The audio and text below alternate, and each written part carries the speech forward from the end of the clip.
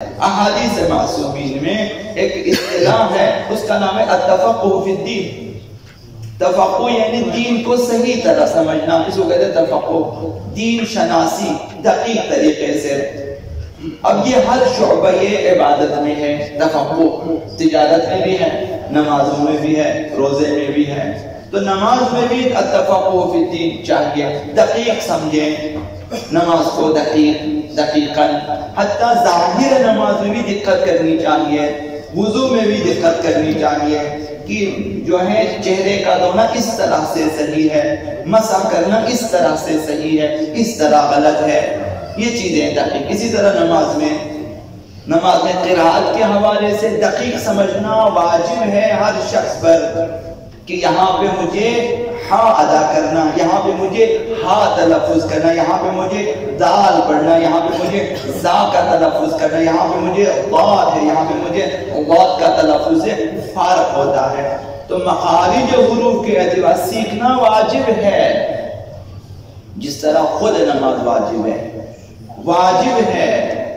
اب کون سمجھے نہیں معلوم، کہ واجب کو بھی اگر نہیں سمجھے نہیں معلوم، کیونکہ ہماری توجہ نہیں ہوتی ہے، لہذا بہت زیادہ تاکید کی گئی ہے نماز کے حوالے سے۔ باقی تمام احکامات، بس ہم حج پہ جا رہے ہیں، حج کے مسائل سیکھنا واجب ہے، سیکھیں پھر جائیں۔ الفقہ والمتجر، امیر المومنین نے فرمایا پہلے سیکھو پھر تجارت کرو۔ تو نہیں معلوم ابھی جو بھی جس قسم کی بھی تجارت کرتا ہے، اس کے احکام سے نابلد ہونے کی وجہ سے مختلف گناہوں میں مبتلا ہے۔ کسی کو نہیں معلوم کہ بینک میں پیسہ رکھنے سے، سود کھانے سے کیا ہوتا ہے، نہیں معلوم سے وہ سمجھے کہ یہ تو مثلا فائدہ ہے، فائدہ کھانے میں کیا حرج ہے مثلا۔ کچھ لوگ مختلف مراکز میں پیسے رکھے، فکس ڈپازٹ کیا ہوا ہے، وہاں سے پیسے لے رہے ہیں، وہ کھا رہے ہیں، کیونکہ معلوم نہیں ہے۔ معلوم نہ ہونا عذر نہیں ہے، معلوم نہ ہونا جرم ہے، عذر نہیں ہے۔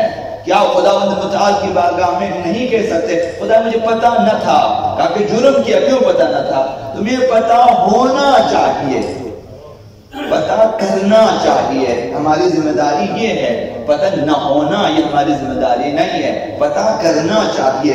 آقا امام کاظم علیہ السلام نے فرمایا ہے تفقہوا فی دین اللہ، دین خدا کو صحیح طرح سمجھو۔ عبادات تو ہمارے لیے اپنے حساب سے، فقہاء کو اپنے حساب سے، ہم جو چیزیں ہمارے وظائف و ذمہ داریوں میں شامل ہیں دقیق سمجھیں۔ بھئی وضو اس طرح سے، نماز اس طرح سے، تجارت اس طرح سے، کھانا پینا اس طرح سے، سفر اس طرح سے سمجھیں۔ فَإِنَّ الْفِقْهَ مِفْتَاحُ الْبَصِیرَةِ، دین کو صحیح سمجھیں گے، بصیرت و حکمت و دانائی کی کنجی یہی ہے۔ ہمارے پاس بصیرت کہاں سے آئے گی، حکمت کہاں سے آئے گی؟ دین شناسی ہی تو ہے بصیرت، یہی فقہ شرعیہ کو سمجھنا، فقہ دین مبین اسلام کو سمجھنا ہی تو ہے۔ اصل حکمت یہی ہے کہ دین کو سمجھیں۔ وَتَمَامُ الْعِبَادَةِ، فرمایا کہ عبادتیں اسی سے مکمل ہو جاتی ہیں۔ غلط عبادتیں کرتے جائیں آپ، سینچریاں فائدہ نہیں ہے نمازوں کا۔ بھائی میں نے 70 سال کی نمازیں دوبارہ پڑھی ہے، آپ نے پڑھی ہے، نماز کو ٹھیک کر کے دوبارہ پڑھی، اسی طرح پڑھی جس طرح پہلے پڑھتے تھے، تو فائدہ کیا ہوا؟ آپ ڈبل تو کیا ٹرپل بھی پڑھیں، فائدہ نہیں ہے۔ نماز کو ٹھیک کریں، پھر اپنی عمر بھر کی نمازیں آپ بے شک قضا کر لیں، احتیاطاً آپ دوبارہ پڑھ لیں، رجاءً آپ دوبارہ پڑھ لیں، ٹھیک کریں۔ یہ ہمارے اندر کمزوری ہے کہ ہم ٹھیک کرنے کے اصلا موڈ میں نہیں ہے، اصلا توجہ نہیں ہے کہ میرے اوپر ایک واجب شرعی ہے، فریضہ بزرگ الہی ہے کہ مجھے اپنی عبادتوں کو ٹھیک کرنی ہے، اس فکر میں نہیں ہے۔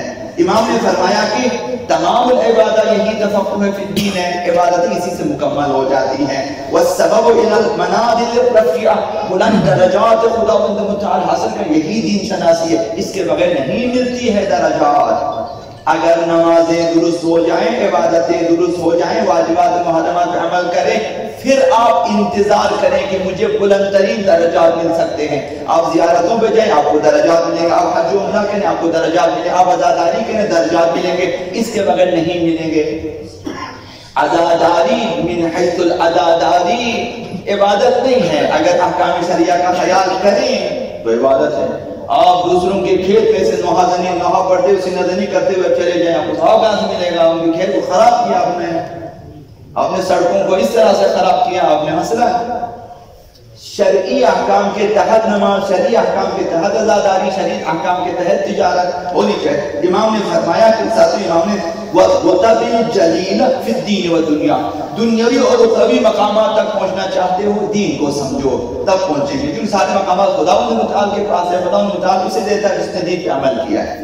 وَفَضْلُ الْفَقِيهِ، ایک شخص دین کو سمجھتا ہے، اس کی فضیلت، اس کی برتری کس قدر ہے؟ فرمایا كَفَضْلِ الشَّمْسِ عَلَى الْكَوَاكِبِ، ستاروں کی نسبت سورج کو جو فضیلت حاصل ہے، دین شناس شخص کو دوسرے جاہلوں کو وہی فضیلت حاصل ہے۔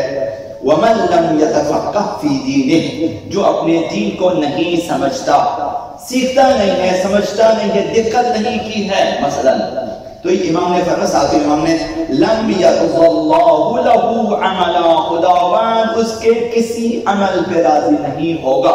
اب جو چاہے کریں آپ، سر توڑے آپ، جو چاہے کریں آپ، چھلانگ لگا دیں آپ، دریا میں کودیں آپ، جو کچھ بھی کریں، خداوند پھر آپ کے کسی عمل کو قبول نہیں کرے گا اگر دین شناس نہ ہو، دینی احکام اور معارف کو نہ سمجھا ہو، نہیں سیکھا ہو۔ جہاں تک سیکھ سکتے ہیں سیکھنا واجب ہے، سیکھا ہو پھر آپ کی عبادتوں میں اگر غلطیاں بھی رہ جائیں خداوند قبول فرماتا ہے، کیونکہ آپ کہہ سکتے خدا میں نے سیکھا ہے، جس قدر ہو سکتا تو میں نے سیکھا، اگر غلطی رہ گئی تو پھر میرا قصور نہیں ہے۔ وہ شخص معذور ہے، جس نے نہیں سیکھا وہ مقصر ہے، وہ معذور نہیں ہے۔ اس کو کہتے ہیں مقصر، مقصر ہے مجرم، اس نے جان بوجھ کر کوتاہی کی ہے۔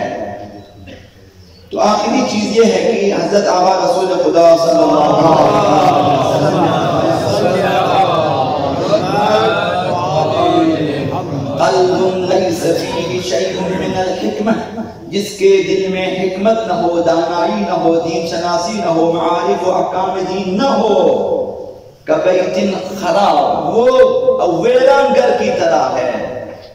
ایک گھر اگر ویران ہے اس میں بہت ساری چیزیں ہوں گی لیکن کسی کام کی نہیں، وہ چیزیں ویران گھر کی طرح ہے۔ پس فتعلموا، سیکھو دین کو، وعلموا، سکھاؤ دین کو، کام یہ ہے ہمارا۔ تفقہوا، صحیح طرح سمجھو دین کو، ولا تموتوا جہالا، نادانی کی حالت میں نہ مرو، جاہل کی جہالت کی حالت میں مت مرو۔ یہ مرنا بری بات ہے، میں نہیں جانتا تھا، نہیں جانتا، سیکھنے کے گزرنے میں بھی آخر مر گئے ہیں جہالت میں۔ خدا متعالی فرمائے جن کی پیغمبر فرمایا کہ جہالت کی حالت میں نہ مرنا، دین سیکھ کے مرو۔ فرمایا آخری فإن اللہ لا يعذر علی الجہل، نادانی کا عذر خداوند قبول نہیں کرے گا کہ خدا میں نہیں جانتا تھا، یہ کوئی عذر ہی نہیں ہے، یہ جرم ہے۔ یہ امام نے فرمایا، پیغمبر صاحب نے فرمایا کہ خداوند نادانی والا کہ میں نہیں جانتا تھا یہ عذر قبول نہیں کرے گا۔ یہ عذر صرف اس کا قبول ہے جس نے سیکھنے کی کوشش کی اور اس کے باوجود نہیں سیکھ سکا، وہ معذور ہے۔ خدا میں نے کوشش کی تھی، اس سے زیادہ میں نہیں سیکھ سکا، وہ معذور ہے۔ حتیٰ ہندو ہو، حتیٰ عیسائی ہو، حتیٰ یہودی ہو، حتیٰ نصرانی، حتیٰ زرتشتی ہو، اگر وہ معذور ہے خدا متعالی سے معاف کرے گا۔ جیسے ایک شخص پاگل ہے، پاگل ہے اس کا دماغ کام نہیں کرتا، خدا اسے جہنم میں ڈالے گا، اسے سیدھا جنت میں بھیج دے گا۔ تو جس جنت میں ہم عبادتیں کر کے جائیں گے اس جنت میں پاگل ہم سے پہلے پہنچ جائیں گے۔ مومن کی شان اس سے بالاتر ہے، وہ بارگاہ الہی میں انبیاء کے پاس پہنچنے کی کوشش کرے، نہ کہ دسترخوان والی جنت پہ کھانے پینے والی، وہاں تو سارے پاگل اور چھوٹے بچے جو مر گئے سب وہیں بیٹھے ہوں گے، تو ابھی آخر ہم جا کے پاگلوں کے پاس بیٹھیں گے۔ وہاں تک پہنچنا اگر کامیابی ہے لیکن مومن کی یہ شان نہیں ہے۔ مومن کو فی مقعد صدق عند ملیک مقتدر، بالا ترین مقام جنت میں ہونا چاہیے، جہاں انبیاء ہوں گے، اولیاء ہوں گے، ائمہ معصومین ہوں گے، شہداء ہوں گے، صدیقین ہوں گے، وہاں پہ ہونا چاہیے۔ اس کے لیے دین شناسی ضروری ہے۔